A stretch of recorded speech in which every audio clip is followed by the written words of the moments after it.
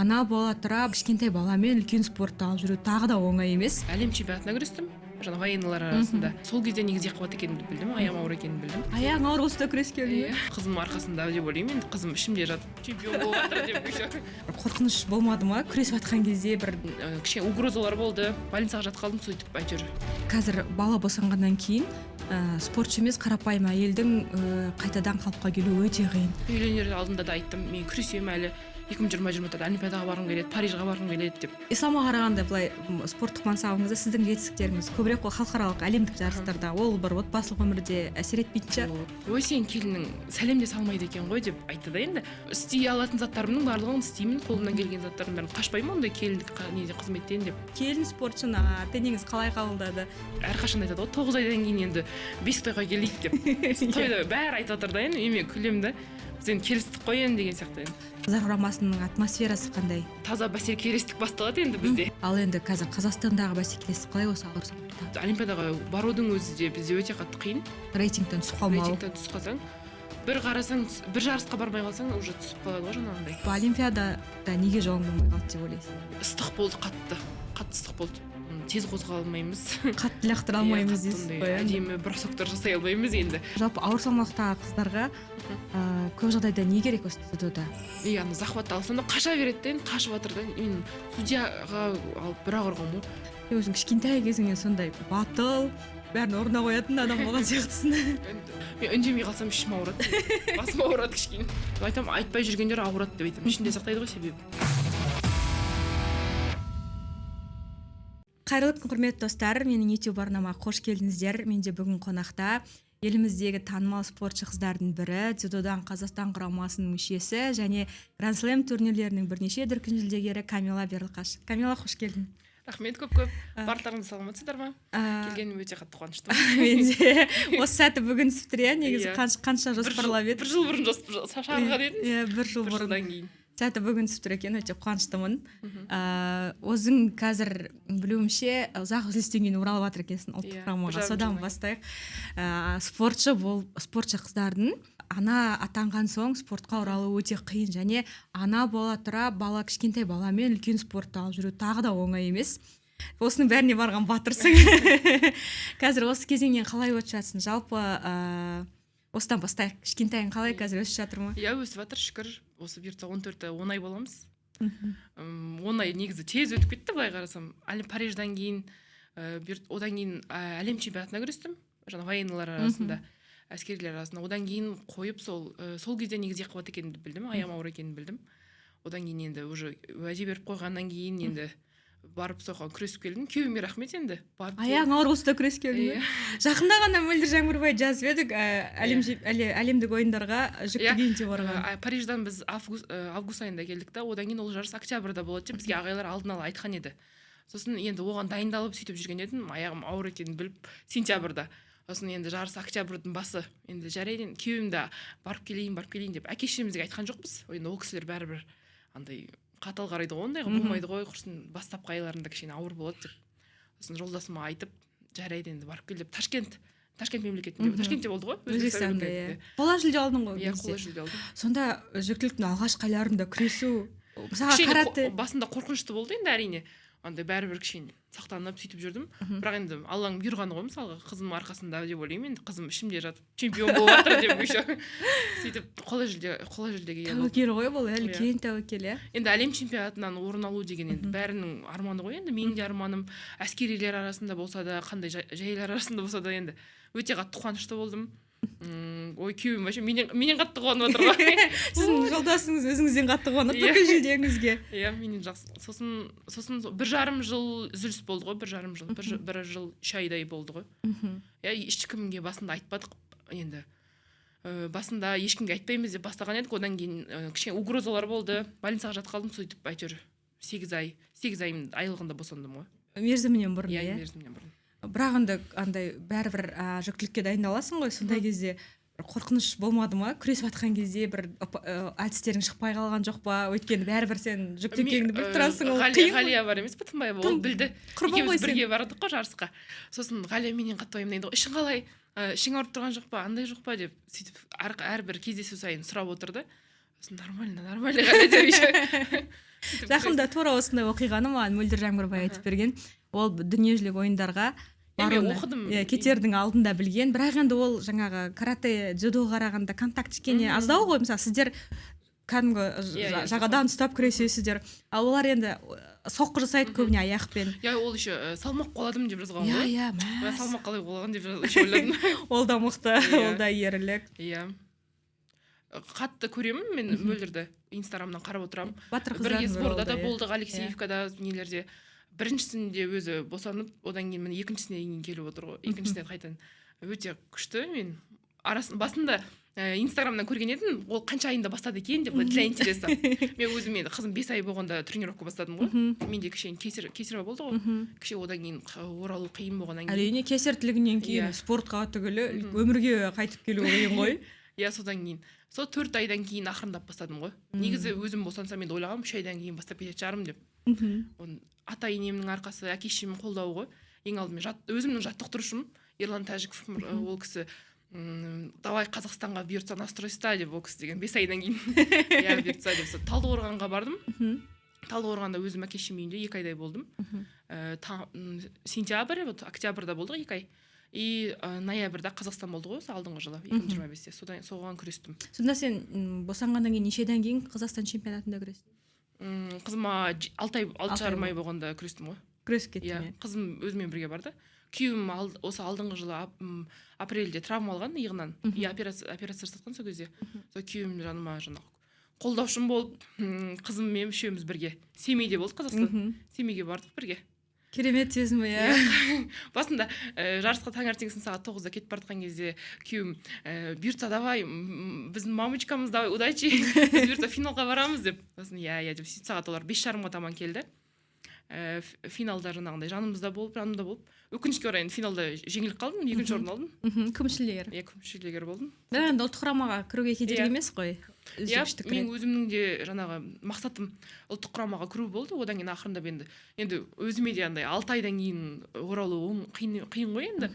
Ұлттық құрамаға кірсем, ары қарай уже ақырындап жаттықтырушылармен бірге, сборныйдың ағаларымен бірге тренировка істеп, ары қарай формаға кірем деген ойым болған өзімде. Алып кетсем ары қарай. Мен сөйтіп ақырындап міне осы 3-ші сборға барайын деп отырмыз бүгін кешке. 3-ші осы февральда. Гран-при турнирлер басталайын деп жатыр, басталды осы кеше. Гран-слем басталды. Енді қыздар гран-приге барайын деп жатыр, Достар, осы мүмкіндікті пайдаланып, менің YouTube арнама жазылуға шақырам. Қызықты спортшылармен сұхбаттар болады. Сондықтан мені қарап жүріңіздер. Камила, тағы сұрайын дегенім, осындай спортшылар негізі ерік жігері өте үлкен адамдар ғой. Қазір бала босанғаннан кейін спортшы емес қарапайым әйелдің қайтадан қалыпқа келу өте қиын. Ал енді спортқа қайта оралу одан бірнеше есе қиын ғой. Осы кезде саған не көмек болды? Өзіңді қалыпқа келтіру үшін қандай амалдарға бардың? Спорттағы уақыт өтіп баратыр, қалып баратырмын деген сияқты ойлар мазалады ма сені? Енді бәрі өзі орынмен алаң қалаумен ғой енді. Бірақ енді өзім алдын ала білдім мен өзім оралатынымды енді. Енді әрқашанда айтып жүрдім, алаң қалаумен бұйыртса ораламын, бұйыртса күресемін деп. Күреспей кеткен кезде де инстаграмда көбісі жазатын, сіз қайтадан күресесіз ба? Неше адамдар жазады ғой. Сосын бұйыртса деп өзім ішімнен енді өзімнің енді қалай айтты, желанием деймін ба? Жігерім өзім. Әрине жақындарымның да қолдауы болды. Ата-енем алдын ала айтты, осылай күресетін болсаң әрқашанда біз саған көмектесеміз. Қыз бұйыртса қызымды өзіміз қараймыз, өзіміздің қызымыздай қараймыз деп. Енді бізден жақсы қарайды деп айта аламын енді. Осы кеше бір апта демалыста сол ауылда болдық. Күйеуім келгендікі. Сол жақта ата-енем жанында болдық. Қызым деген уже басында енді мен жанымда жүріп кішкене апасының атасына жатырқайтын еді. Қазір деген маған келмейді. Апасын көрсе апасына қарай жүгіреді. Қазір еңбектеп жүр. Еңбектеп апасына қарай жүгіріп кетеді. Апасы деп. Осы кезде бір оқиға есіме түсіп отыр. Спортта кеше ғана осы олимпиада болды, Милан олимпиадасы болып жатыр. Бір конькимен жүгіруші әйелдің чемпион атанып баласына қарай жүгіргені. Ол кісі де айтып отыр ғой интервьюінде, тоже қанша 3 ай ма 4 ай жабық жерде дайындалдық. Балам күйеуім қарады деп. Күшті. Қазір деген заман деген мысалы қарасаң уже ауысып жатқан сияқты. Өйткені бұрында енді баласы бар әйелдер ойбай күреспейді үйде отырады деп, әсіресе енді қазақтың қыздары. Ал қазір енді мысалы Диора Келдиорова да мысалға босанып, мысалы қазір де жаттығу жасап жатыр ғой. Кеше Парижда жаңағындай балалар жаңағы не алды ғой, статуэтка алды. IGF жаңағы статуэтка берді. Жыл сайын жаңағы жыл қорытындысы болады ғой дзюдода да. Ең мықты спортсмен, ең мықты не, жаңағы енді ең мықты клуб дегенде жаңағы Диора Келдиорованың өзінің клубы алды. Иә. Балаларды жаңа болашаққа жақсы тәрбиелеп жатыр, жақсы жаттықтырып жатыр деген сияқты. Жігерлендіріп жатыр деген сияқты. Керемет. Берсе ондай сіздерге де келсін, біздің қазақтың қыздарына да. Камила, жаңа өзің айтып отырсың, жолдасым ата-енем үнемі қолдайды деп. Сіз жолдасыңыз Исламның видеоларын әлеуметтік желіден көп көреміз. Сіздің жеңісіңізге өзіңізден артық қуанатын бір адам болса, сол Ислам сияқты.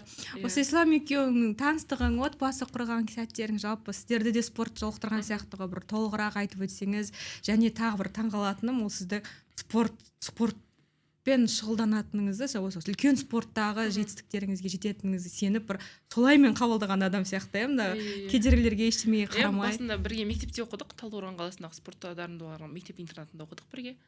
Одан кейін мектепте енді ондай қатты бір-біріміз енді тренировка істейміз, ол кішкентаймыз ғой енді. Содан кейін Алматыға жаңағы ол колледжға түсті, мен университетке түстім. Сол кезде ақырындап былай жазып сөйлесе бастадық, енді 2018 жылдары. Өйтіп сөйлесіп ақырындап, басында негізі ой деп неткем енді кішкене. Сосын ақырындап сөйлесіп, сөйтіп 2022 жылы ұсыныс жасады ғой, үйленейік ары қарай. Бірақ үйленер алдында да айттым, мен күресемін әлі, 2024 Олимпиадаға барғым келеді, Парижға барғым келеді деп. Одан кейін Лос-Анджелесқа барғым келеді деп айтып. Сосын сөйтіп айттым басында, басынан келісіп алдық біз. Мен осылай күресемін деп. Басын ашып алдым. Өйткені үйленгеннен кейін бәрібір енді бала қашан болады енді, тойларда әрқашан айтады ғой, 9 айдан кейін енді 5 тойға келейік деп. Тойда бәрі айтып жатыр да енді, мен күлемін да. Біз енді келістік қой енді деген сияқты енді. Сосын туысқандар да сұрай беретін андай, қашан деп енді. Қазақтар да сондай ғой. Сосын Ислам әрқашанда айтатын, ол бұйыртса Олимпиадаға барамыз, біз Олимпиадада күресеміз, ұтамыз Олимпиаданы деп әрқашанда. Одан кейін енді көреміз енді деген сияқты. Сөйтіп алдына келісіп алдық. Содан кейін осылай енді қазір Талдықорғанға 4 жыл болды ғой. 4 жылда Олимпиадаға да қатыстыңыз, Әлем чемпионатынан медаль алдыңыз, кішкентайларыңыз да бар. Бәрі сәтімен келе жатыр ғой. Ақырындап. Исламның өзі де дзюдошы, иә? Дзюдошы. Ол 8 жасынан бастап қатысқан, өзінің жаңағы ауылында, басында қазақша күрестен бастаған. Енді ол ауылда бұрында дзюдо болмаған екен. Қазақша күрестен бастап, содан кейін 8-ші класста жаңағы спорт школаға түскен ғой, дзюдоға. Дзюдодан Қазақстан чемпионы, 23-қа дейін Қазақстан чемпионы. Енді осы жылы кішкене травмасын жазылып жатыр енді ақырындап. Бұйыртса осы жылы Қазақстан чемпионатында күреседі. Исламға қарағанда былай спорттық мансабыңызда сіздің жетістіктеріңіз көбірек қой халықаралық әлемдік жарыстарда, ол бір отбасылық өмірде әсер етпейтін шығар? Ол менен де кесе қаттырақ қуанады. Мен шаршасам, давай демалып ал, үйтіп ал деп әрқашанда енді қолдау білдіреді. Енді ол былай қарасаң енді бір нәрсені бір жұмыс істеп жатқаннан кейін бір-бірімізді қатты жақсы түсінеміз. 101%-ға деп айтайын енді. Бір терінің шуағын елеп жатқаннан кейін деп айтамын. Бір салада жүрген. Бір режим сақтанамыз, бір жаттығу жасаймыз, сондықтан әрқашанда демалып ал, аяғым ауырып тұрса, аяғымда жерім ауырып тұр деп түсінеді ғой енді барлығын толық. Бір бапкерің де сияқты ғой қасыңдағы, Париж Олимпиадасының алдында тура. Мен сбордада жүрді ғой бірге, сбордада да дайындап. Енді Парижға ол барайын деді, виза бермей қойды оған. Парижда мысалға. Сол жақта жүретін еді. Бәрі енді Парижді барып көрудің өзі де бір не ғой, арман ғой енді. Олимпиада ойындарына қатысу. Қанша тырыстық енді визаға бермей қойды өкінішке орай. Әлі көресіңдер, Парижге барасыңдар. Тағы айтайын деген, негізі жаңа қазақтар өзің айтқандай қазақ халқы енді келінге жоғары талаптар қойып жатады. Бір сұхбатында мен ондай бір келіндік міндеттерімді атқарып жүрген жоқпын деп ашық айтқан екенсің. Өзің мінезің де ашық қой, сондықтан таңғалған жоқпын. Камила айтатын сөз ғой де. Осы жағынан, осы спортшы келінді, енді өздерінің баласы да спортшы ғой, бірақ келін спортшыны ата-енеңіз қалай қабылдады? Олар да батасын берген сияқты. Әрқашанда мен келініме тиіспеңдер деп сөйтіп айтып отыр ғой. Бір кезде бір кісі келді үйге, бір үлкен апа ғой деймін енді. Ой, сен келінің сәлем де салмайды екен ғой деп айтты да енді. Басында мен енемен сұрадым, осылай енді сәлем салғанда қалай болады деп, мамама қалай болады екен деп. Сосын мама айтты, үлкен кісілерге салсам болды ондай. Біз ондай ондай қатты ондай қатты ұстанбаймыз деп. ұстанбаймыз деп мама сөйтіп ашық айтты тоже. Шымкенттіктер сияқты. Сол айтайын дедім де ұялайын. Сосын бір үлкен кісі келді, сосын өзім біртүрлі болып қалдым да. Енді басында енді келін болып түскеніме 1 ай болды ма екен, сондай болған. Содан кейін мама, ой мен бұл келініме ештеңе айтпаңдар, келесі келінім салады сендерге сәлем деп сөйтіп айтты да енді. Сосын маған әрқашан енді скидкаларын жаса дейді. Енді істей алатын заттарымның барлығын істеймін, қолымнан келген заттардың бәрін қашпаймын ондай келіндік неден қызметтен деп. Енді ол кісілерге сол бір шәугім шайымды құйып сөйтіп отырсам, күліп отырсам болды ғой деп күліп әрқашан да. Енді Қабағым ашық қабақпен, өзім немерелерін өзі қатты жақсы көреді. Айша деп, Айшатай деп еркелетіп отырады. Баланы өскенше демерені өлгенше бағасын деген сөзі ғой қазақтың. Керемет. Камила, сенің осындай баланы өмірге әкеліп, өстіп үлкен спорттағы мансабың жалғасып жатқанына қуаныштымын. Енді үлкен спортта достарың қалай қарсы алды сені? Жаңа өзің айтқан Ғалия Тынбаева бар, Паралимпиададан чемпионы Ақмарал Науатбек бар. Бәрің осы бір буынсыңдар ғой. Бір үнемі бірге жүресіңдер. Ұшаққа да, аэропортта да бірге жүретіндерің көзім шалып қалады. Жалпы сіздер өздеріңіздің достықтарыңыз жайлы айтып беріңіздерші, жалпы қыздармен. Басында біз қанша 2014 жылдан бері таныспыз Ақмаралмен. Ғалиямен 2015 жылдан бастап таныспыз. Енді қазір Ақмаралмен көбінесе Ақмарал парамен жүреді ғой, содан кейін біз онымен көп енді көріспейміз, ал Ғалиямен бір жаңағы сборныйда бірге жаттығудан кейін бірге әрқашанда бірге жүреміз. Ғалия мен Ақмарал екеуі де басынан білді. Екеуіне де енді айттым, енді күнде сөйлесеміз ғой. Сосын Ғалиямен сөйлесіп отырамыз, сол Ғалия айтады, мә өтірікші болып біттік қой деп айтады. Не қылып деймін ғой, мұнда бәрі сені сұрап жатыр, не деп айтатынын біз білмей жатырмыз. Ағайлар да сұрайды, жаттықтырушы нелерде массажист, врачтар да бар өзіміздің, балалар да сұрап жатыр дейсің, айттым, тізесін ауыртып алды деп айтыңдар деймін. Сосын мә өтірікші болып біттік қой деп, енді мен үшін өтірікші бола салыңдар, ештеңе етпейді деп Ғалияға айтамын ғой. Енді Ақмарал мен Астанада қазір сборда болады, әрқашанда көрісіп тұрамыз. Жарысқа барғанда да әрқашанда балет етіп бірге сөйтіп отырамын. Молодец деп әрқашанда бір-бірімізге мотивация, поддержка беріп отырамыз. Қазір енді Ғалиямен әрқашанда көрісіп, сборда бірге жүреміз жаттығып, ондай. Құпияларымыз жоқ дейсің ғой, бәрін көріп жатырмыз. Ғалия 48 елдегі құрама үздіктерінің бірі ғой. Әлесіміз жаңа бағана айтып өттік екеуміз осы камераға түспей тұрып Азия ойындары жайлы. Сол Азия ойындарында ол 52 елде күресіп бір қатты қола медальға ұтылғанда қатты жылағаны мен көз алдымда қалып қойыпты. Спорт сондай сәттерден тұрады ғой, жеңіс, эмоциялар. Сондай сәттерде былай бір-бірлеріңізге мүмкін сіз, мүмкін ол қалай қолдау көрсетесіздер? Енді Азия ойындары ол 4 жылда бір рет болатын жарыс болғаннан кейін бәрінің енді мақсаты ғой сол Азия ойындарына медаль алу. Сондықтан ол қатты өзіне алды деп ойлаймын. Сол кезде жаңа салмақ болғаннан кейін мен ұта аламын деп өзіне қатты жаңағындай сеніп қалдым екен. Бір-бірімізге әрқашанда демеп отырамыз. Ғалия әрқашанда бірінші күн көрсетеді, мен соңғы күні көрсемін ғой. Бірінші күні мен оған басындағы схваткаларына бара алмаймын, себебі менде өзімде жаттығу болады. Сондай болады да, сосын Ғалияға айтамын, давай Ғалия финалға шық, бұйыртса барамын мен. Түстен кейін болады ғой, финальный блок өткен сағат 5-те болады ғой. Сосын әрқашанда сағат 4-те уже жиналып алып барасың. Бір заттар керек болса жаз деп әрқашанда қолдап отырамын. Ал мен күрескен күні Ғалия таңнан кешке дейін жүреді. Өйткені ол жарысын аяқтап қойғаннан кейін менің жарысым әрқашанда 11-де 12-ге таман басталады да, енді үлкен салмақтарда адам аз ақ қой. Адам аз, иә. И сосын Ғалия таңнан кешке дейін жүреді, былай айтсаң, сумкамды көтеріп, мысалға орын алатын болсаң, допингқа қалуың мүмкін, әртүрлі жағдайлар болады ғой, сол кезде прям 8-9-ға дейін болса жарыс, сол 8-ге дейін жүреді ғой. Сосын кеш жақын барып бірге тамақ ішіп, бірге әрқашанда да тойлатып сөйтіп қайтамыз. Медальдарды, иә, жуып әрқашанда. Дос болса сондай болу керек. Ғалия өзі кішкентай ғана қыз ғой, бірақ журналистерге көп ашық емес, сондықтан өзіңнен сұрап жатқаным ғой, жалпы Ғалия қандай дос? Жүрегі үлкен қыз. Жүрегі үлкен қыз. Әрқашанда, оған көп журналистер жазады тоже. Андай сұхбат алайын деп едік. Өзі андай коротко ясно ответ береді ғой. Мен көп сөйлеймін, ол Ғалия көп сөйлемейді. Көп сөйлемейді ол, ондай қасиеті жоқ. Десе де енді әркім мінезі ғой. Иә.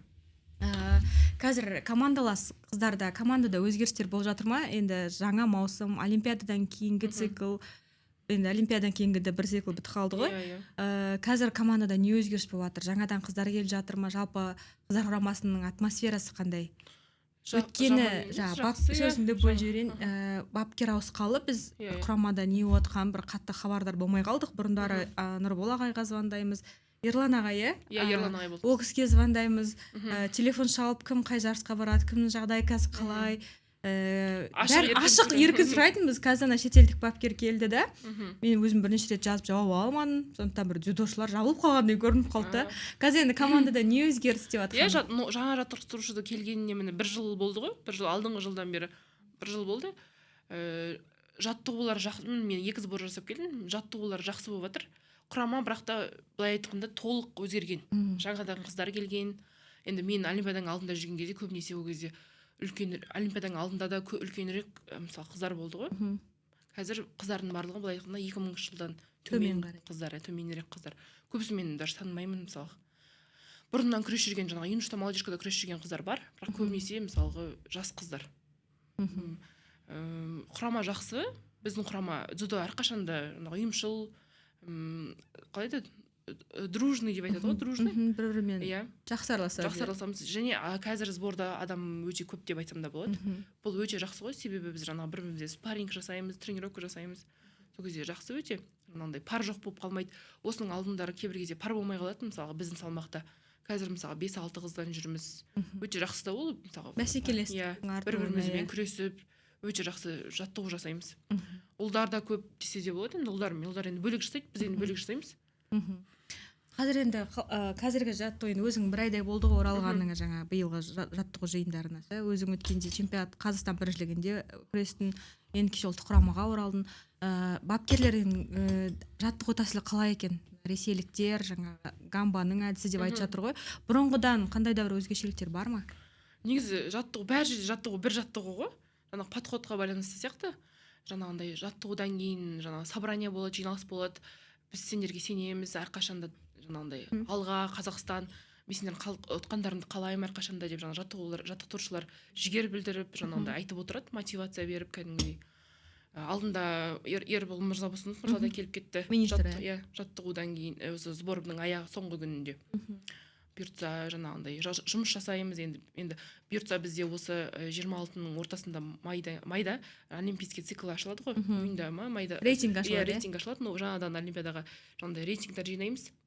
Сол кезде таза бәсекелестік басталады енді бізде. Осыған дейін мысалы Парижда орын алғандар көбісі демалды ғой. Кейбіреулерім шынымен аяғы ауыр болып босанды. Енді осы 26-ның осы бұйыртса июньнан бастап бүкіл барлығы жарысқа күресетін болады, жаңағындай салмақта адам көп болатын болады. Бұйыртса алдыда әлем чемпионаты, Азия чемпионаты, Азия ойындары келе жатыр. Азия ойындары, Азия ойындары келе жатыр бұйыртса. Кішігірім олимпиадасы. Және бізде Азия ойындары мен әлем чемпионатының арасында 2 күн ба сондай ғана үзіліс. Енді мүмкін енді 2 түрлі состав бар екен.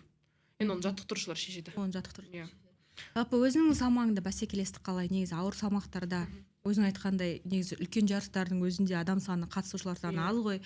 Ал енді қазір Қазақстандағы бәсекелестік қалай осы ауыр салмақта? Қазақстандағы бәсекелестік қазір мықты болып кеткен, себебі бұрында мысалы салмағымда 12 адам, 13 адам болатын болса, қазір осы Қазақстанда 20 адамдай болды ғой. Сборда бір 6-7 қыздай жүреміз, бір-бірімізбен күресіп, сырттан қыздар да келеді, сол Астанада тұратын қыздар сырттан қатынап. Негізі қазір мықты болып келе жатырмыз бұйыртса.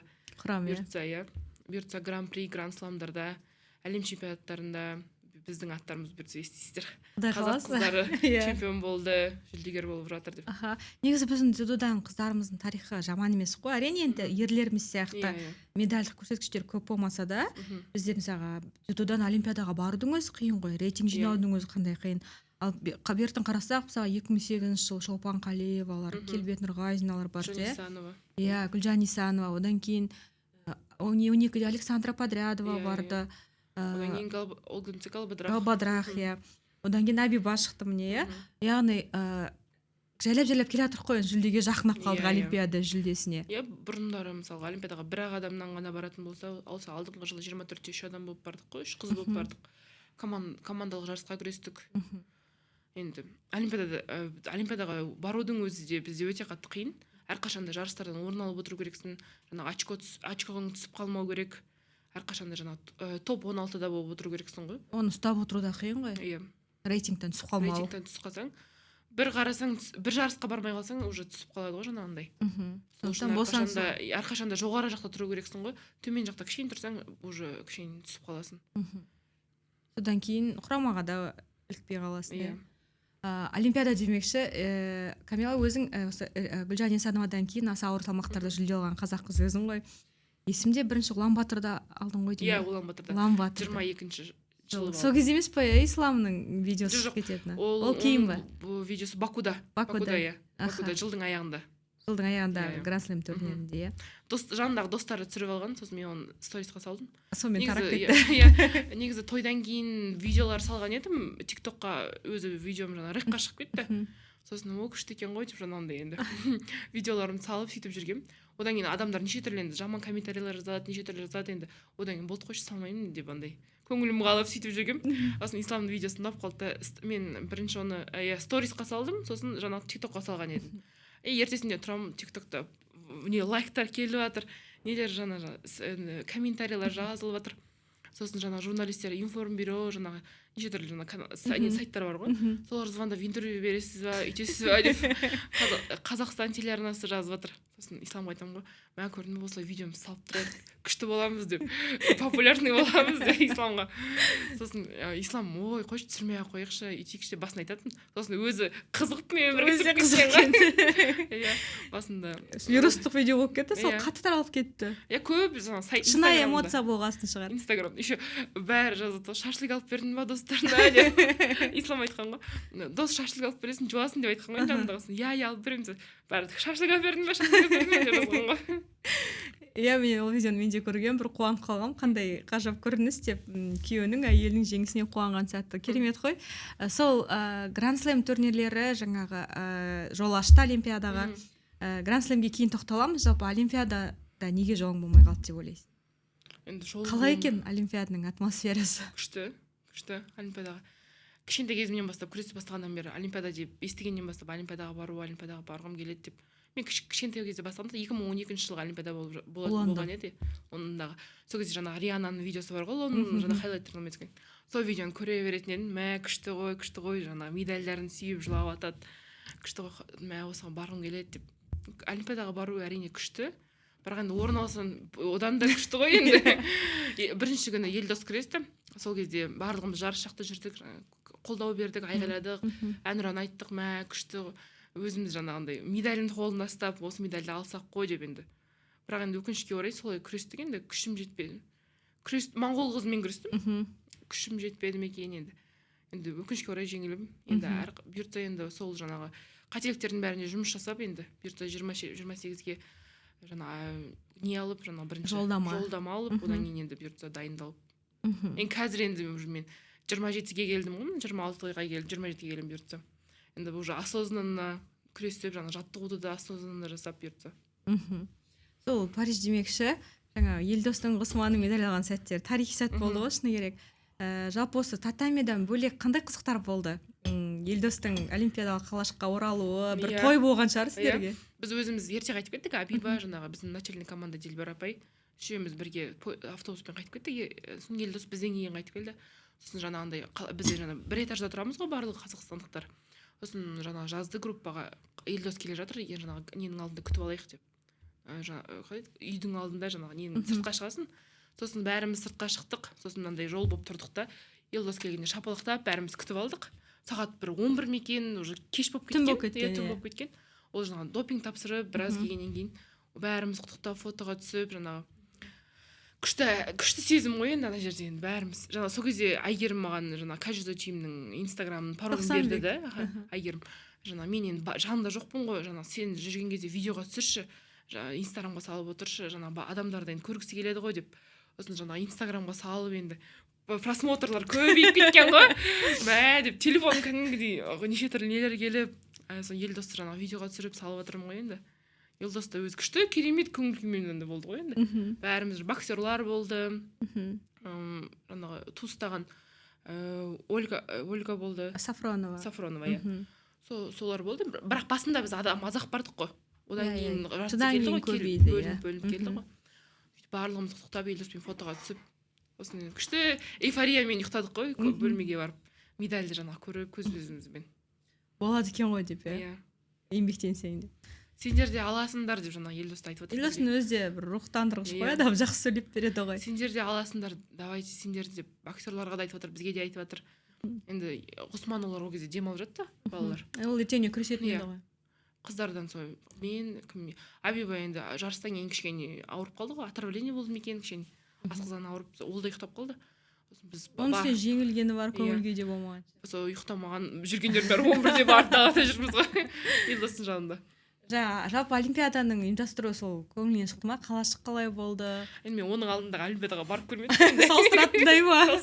Иә, бірақ енді Мүмкін Азия ойындарымен салыстырсаң ба? Азия ойындары енді былай қарасаң енді қытайлықтар бәрібір мықтырақ жасайтын сияқты. Европейцтерден қарағанда. Енді тамақ жағы кішкене нашарлау болды. Парижде иә. Иә, Парижде нашарлау болды. Және ыстық болды, қатты ыстық болды. Біз жаңа бөлмеде түнгі 11-12-ге дейін ұйықтай алмай жататынбыз. Олимпиада кезінде ма? Олимпиада кезінде. Ол жаңа кондиционерлерден бас тартты ғой, жаңа экожүйені экожүйе қолдаймыз деп. Төсектері де кішкене картон қатты болды. Иә, сондай болды. Ол былай дайындығыңа әсер етпеген шығар. Жоқ, оны қатты ондайға мән бермейсің ғой. Бірақ сонда да Иә. дискомфорт. Кішкене ұйықтаған Жайсыздық. кішкене қиындау болды. Еще сондай болды. Біз әр үлкен бөлмеде екі адамнан бөлім жаттық. 4 бөлме. Сондай болды, бірақ ана адамдар енді бәрібір ары бері кіріп шығасың, кішкене ыңғайсыздау болды. Ал Азия ойындарында жаңағы бір бөлмеде жаңағы өзімнің командаласым ғана жатады ғой. Ал ана жерде мысалы боксершаларда жаңағы бәріміз бірге жаттық. Бірге иә. Иә. Ыңғайсыздықтар кішкене Ыңғайсыздық, болды иә. Кішкене болды. Ал енді жалпы өзіңнің ауыр салмақтағы күресу мәнерің туралы айтып өтесің бе? Жалпы ауыр салмақтағы қыздарға көп жағдайда не керек осы дзюдода? Қандай? Ең алдымен жаңағы төзімділік деп ойлаймын, төзімділік және күш қой бізге. Күш негізгі керек, иә. Төзімділік пен күш керек қой. Біз қатты енді 48-дер сияқты тез қозғала алмаймыз. Қатты лақтыра алмаймыз дейсіз ғой. Әдемі бросоктар жасай алмаймыз енді. Жаңағы подписчиктерімнен кешірім сұраймын, әрқашан жазып отырады. Неге осылар жүреді өйтіп деп андай жазады енді комментарий. Біз енді ондай әдемі бросоктар жасай алмаймыз, енді 60, 48-дер сияқты. Енді бір момент келсе лақтырамыз. Былай енді күресіміз кішкене енді баяулау ғой біздің. Сол үшін төзімділік керек, себебі біз көбінесе голден скор көбінесе күресеміз. Үлкен салмақтар. Ұзақ уақытқа кетіп қаламыз. Соған шыдам. Бір-бірімізге жаңағы уже 2-3 минуттан кейін атака жасауға кішкене жоқ. Анда жасамай біріміз тұрып қаламыз да, сол үшін жаңағы қосымша уақытқа күресіп кетеміз көбінесе. Осы дзюдода өзіңе қайсысы қорқынышырақ? Шидо алып қалу ма? Шидомен ұтылу ма? Әлде жаңағы бір ереже бар ғой? Қансовка. Ол да бірден тыйым салып жібереді, тыйым салынған. Бірден жарыстан шығарып жібереді ғой. Кішкене андай қолды майыстыратын болсаң, жаңағындай ережеге қалай сай емес заттарды істейтін болсаң, қансовка береді. Ал жаңағы қазір 3 шидо берсе, қансовка ғой сразу. Енді 2 шидо бар да, мысалы сіздерді көріп отырамыз. Париж олимпиадаға дейін баспен құлағымауға тырысатын едік, себебі басымен құласаң, қансовка береді. Сразу өзің басыңмен құласаң. Иә, өзің жасап атып басыңмен құласаң. Ал қазір ол ережені алып тастаған. Мынандай.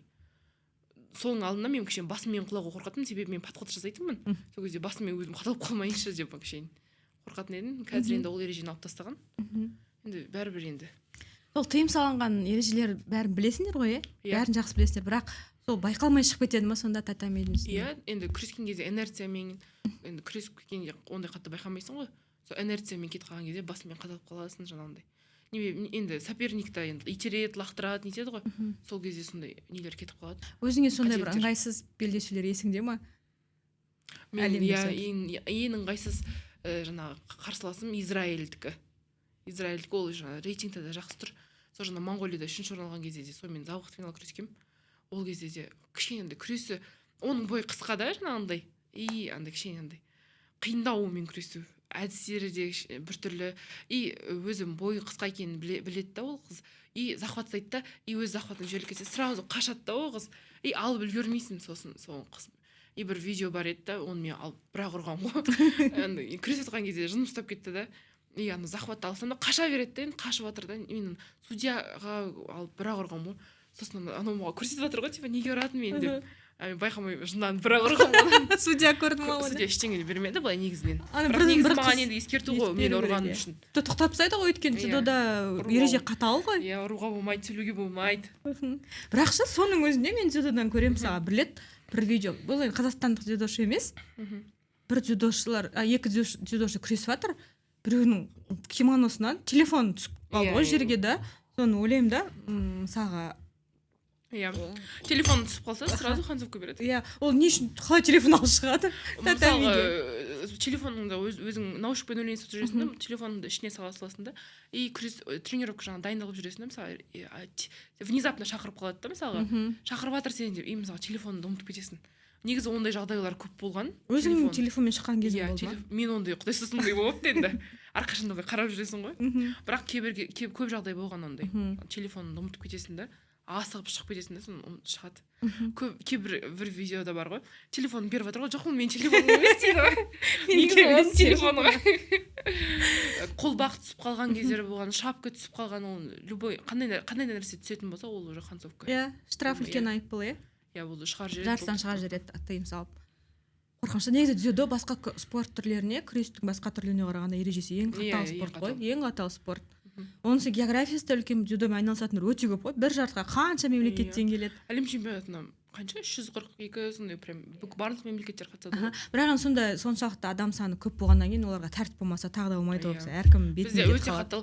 Мысалға грек-рим ойындарда көресің ғой, татамиға тренерлар жүгіріп шығып кетеді, например. Или трибунада отырған адамдар жүгіріп шығып кетеді. Бізде ондай Дағыстанда бәрі төбелесіп жатады жанкүйерлер. Иә.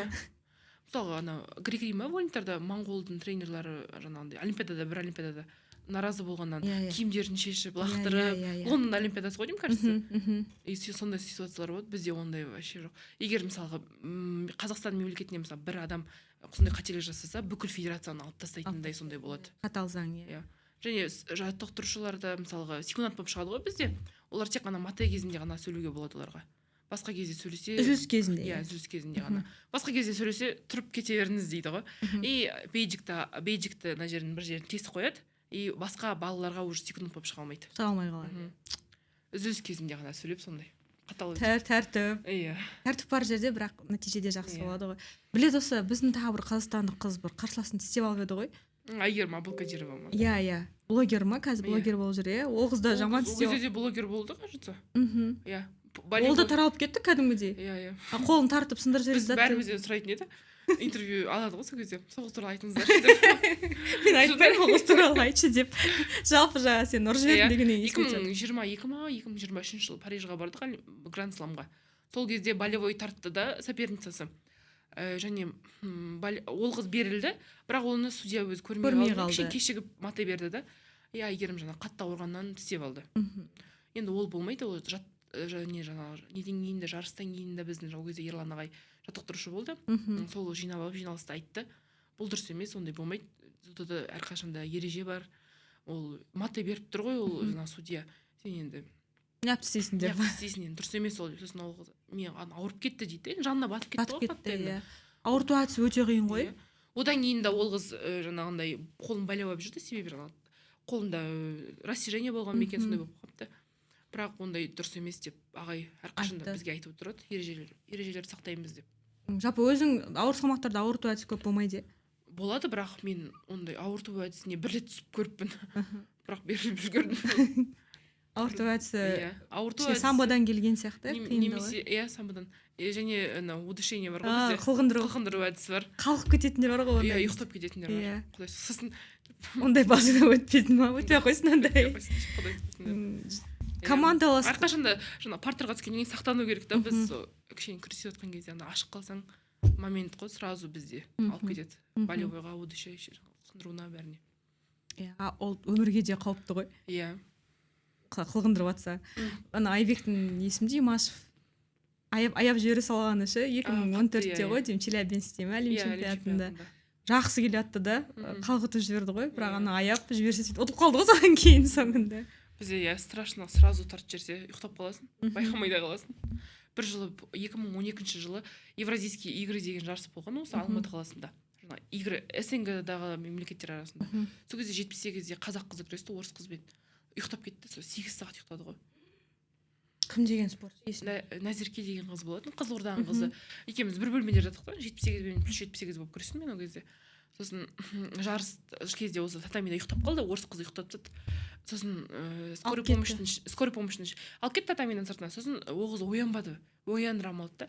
И сосын скорый помощьтың ішіне жатты. Сосын 8 сағат ұйықтады ғой сол кезде.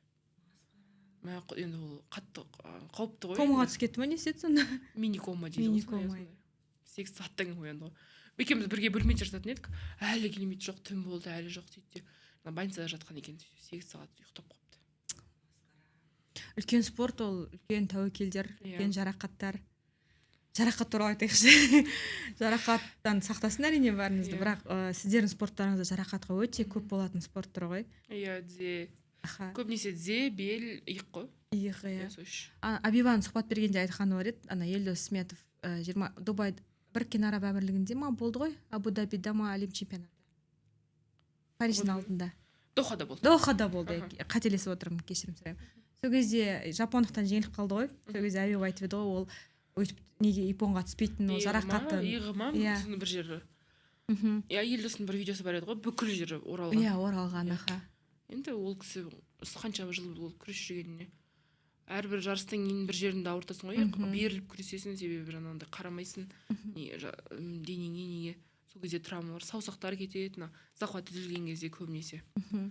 Өзіңде ең ауыр жарақат қандай болды? Иығыма болған.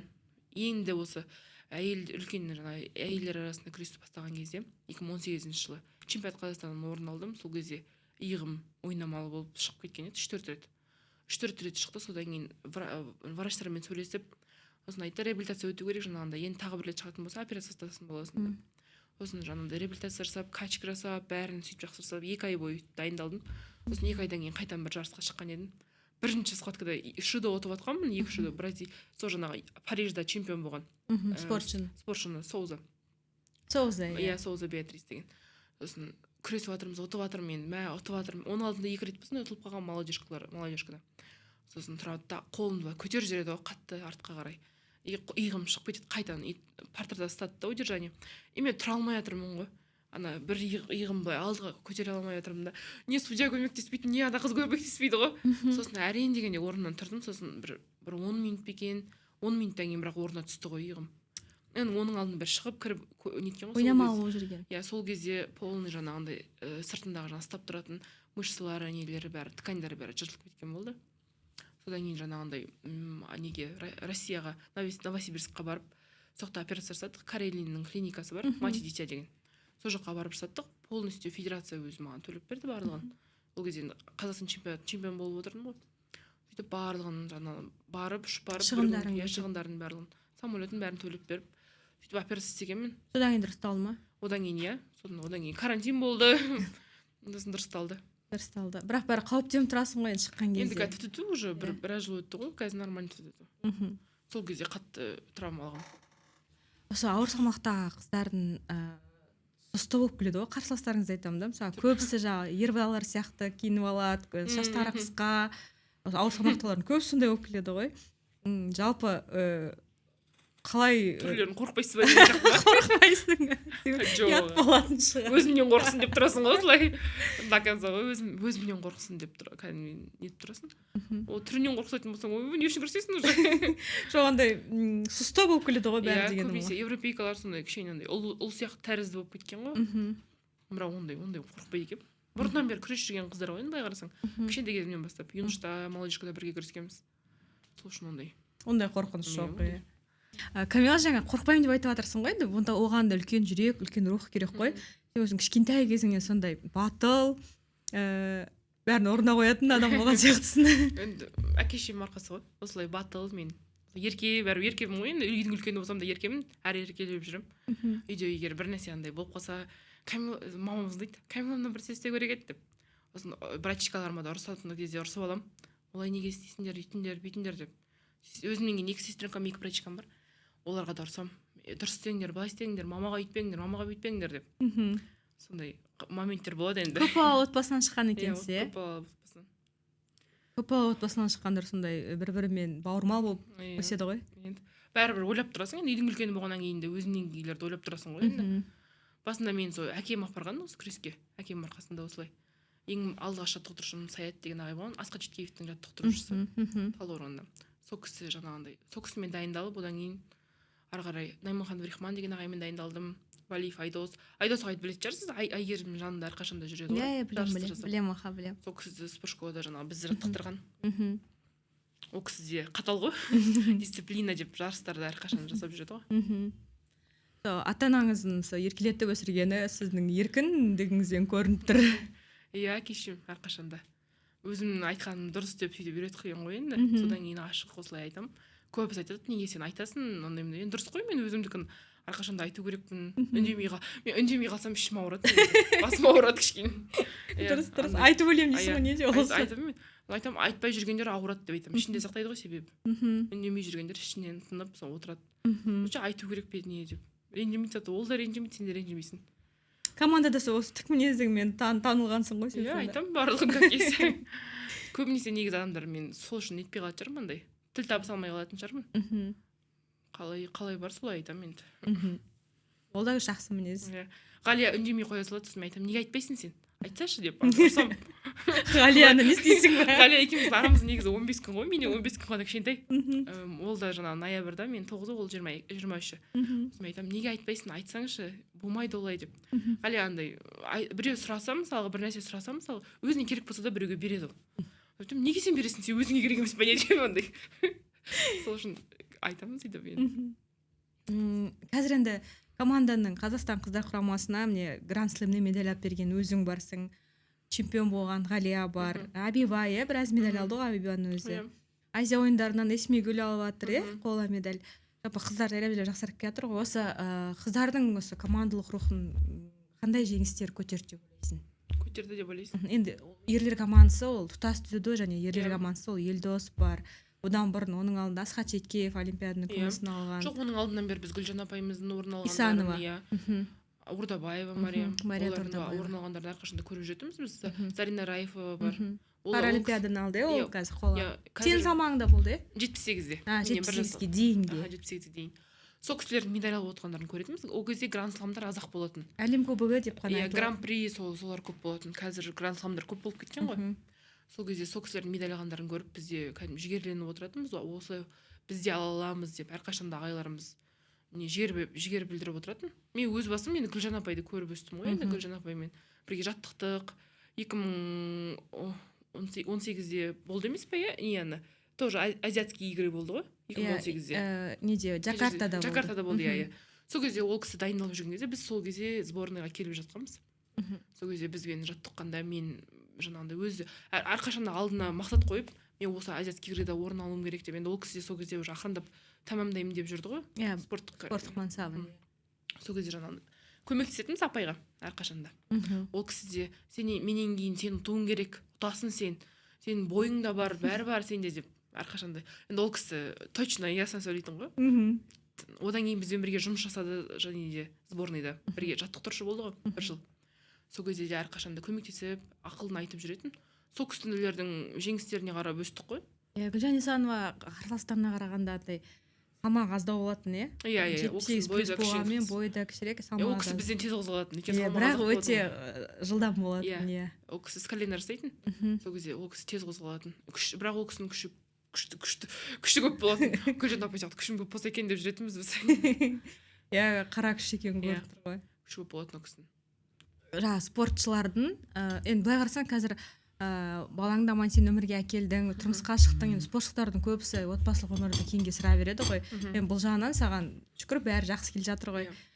Осы спортта жүрген қыздарға мысалы не кеңес берер едің? Екеуін ұстау үшін, екі жақты да алып жүру үшін не болу керек? Негізі қиын екі жақты да алып жүру үшін. Ең алдымен жолдасың, кішкене өзін түсінетін сондай адам болу керек қой. Көбінесе біздің спортшы қыздар жаңағы спортқа қатысы жоқ балаларға тұрмысқа шығып кетіп жатыр ғой, содан кейін күресті қойып кетіп жатыр деп ойлаймын енді. Қазір алдында былай қарасам сборныйда мен ғана күйеуім бар екен ғой деп қалыппын ғой. Осының алдында енді апайлар болатын ғой. Ол кезде мә деп жүріп, қазір қарасам, ойланып қарасам шынымен де алдында Шархан Нұрлыхан маған прикол ұстап жатыр. Әзілдеп жатыр да өзім маған қарап. Ой, күйеуіңе барып қуанайын деп жатсың ба, үйге қайтасың ғой деп. Сосын не болыпты, мен ғана үйіме бара жатқан жоқпын ғой, бәрі бара жатыр ғой деп айтып жатырмын. Сен ғана күйеуің бар ғой бұл жерде дейді да. Мен ғана күйеуім бар екен ғой, шынымен ойланып қалғанмын ғой. Енді негізі көбісі қойып кетіп жатыр қазір. Бұрынғы менімен күрескен көп қыздардың бәрі үйленіп қойып кетіп жатыр. Спорттан кетті ғой. Иә, спорттан кетіп жатыр. Сондықтан яғни бірге алып жүру үшін ең алдымен жолдасыңның түсінігі болу керек деп ойлаймын. Және өзіңнің де жігерің деп ойлаймын енді. Өзің жаңағындай желанияң болса күресемін деп ойлап тұрсаң. Біз жаңағыдай мына келін сәлем салмай ма деген сияқты сөздерді құлаққа ілмеу керек дейді. Мен сияқты өзім білемін деп білмеймін енді. ата енең жарыстарыңды қарайды ма? Иә, қарайды. Атам бүкіл жарысымды қарайды. Атам андай джудоның несі бар ғой, жаңағы сайты бар ғой, соған кіріп алады. Неге приложениесына да өзі кіріп алған. Ислам күрескен кезде жаңағы мен жіберіп отырамын, ислам осы татамиға шығады, осы жақта қарап отырыңыз деп. Мен күресемін, ислам жіберіп отырады. Қарап отырыңыз, мына жаққа күреседі деп. Атам менен жақсы түсінеді кәдімгідей күресті де, жаңағы соперниктеріміздің бәрін біледі. Үйдегілердің барлығы уже неше жыл болды енді күрес жүргенімізге. Менің де әке-шешем, оның да әке-шешесі, жаңағы соперниктерімізді көбісін біледі. Жаттап алған дейсің ғой. Көбінесе бір адаммен күресесің ғой, жарыстарда көбінесе. Содан жаттап бәрін әрқашанда демеп білдіріп, демеп қолдау көрсетіп отырады. Бірақ енем ондай қатты қарамайды. Қорғама, мама қарамайды. Ислам күрескен кезде де кішкене андай қорқақтайды. Әйел адамдар сондай ғой. Баласы атқа мінсе, анасы тақым қысып отырады деп. Қорқап сөйтіп жүреді. Телевизор аяқта шырылдап отырса, дауысын ғана естіп қойып сөйтіп жүреді.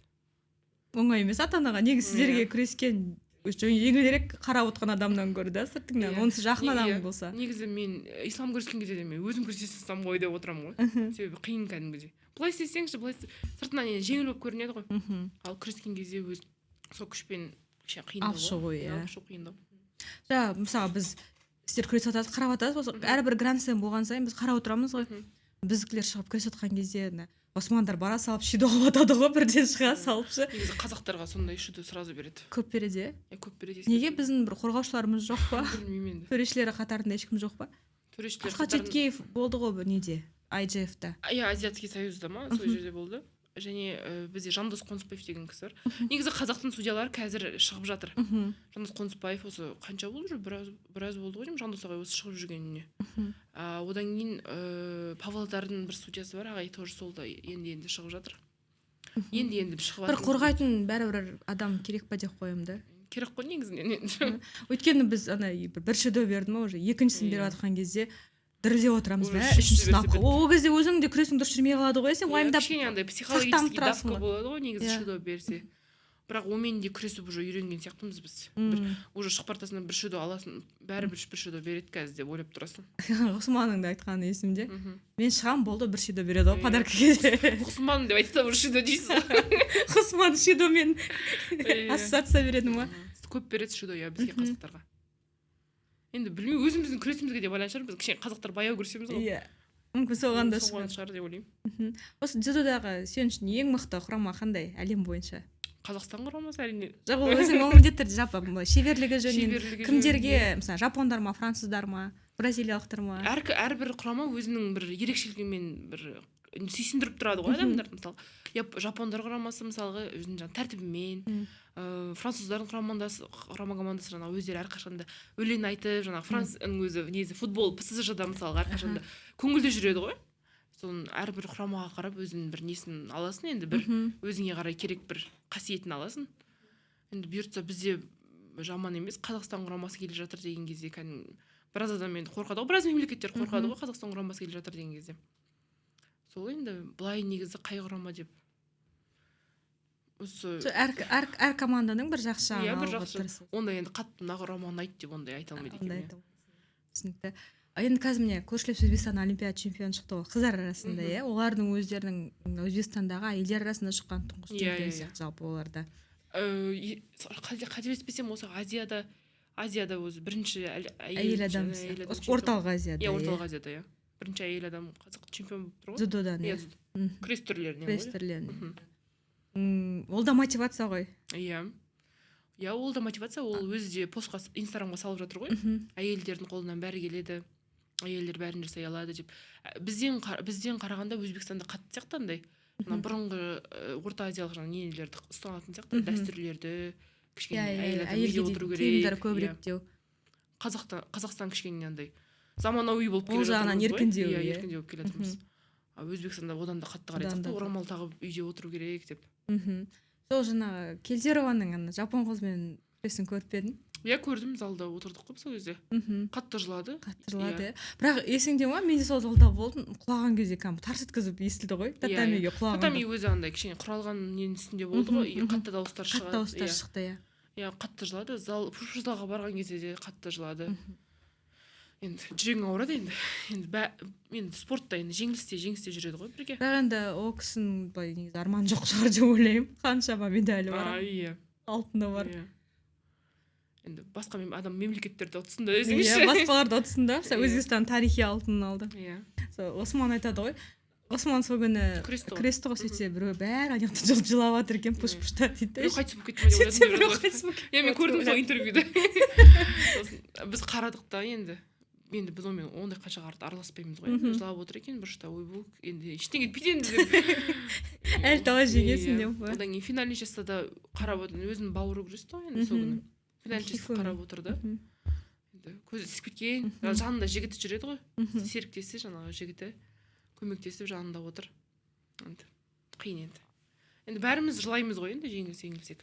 Себебі біз өзімізге Жеңіс ешкімге оңай емес. Жеңсек те жылаймыз, бірақ жеңіп жылаған күшті андай слезы счастья болады ғой. Әрине енді жылама негізі, бірақ жылайтын болса осылай жеңістермен жыла деп тілек білдірейін.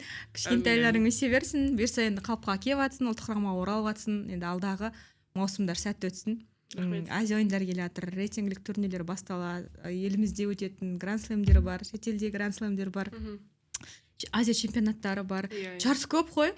Сондықтан сол жарыстар сәттілік тілеймін. Тезірек қалпыңа келіп, бабыңа еніп, осы ауыр салмақта осы қазақтың салмақты қыздардың бірі болып жүре бер. Осылай тілек білдіремін. Рахмет көп. Каналыңыз өркендей берсін, подписчиктарыңыз көбейе берсін. Рахмет. Тек қана жақсылық тілеймін. Рахмет.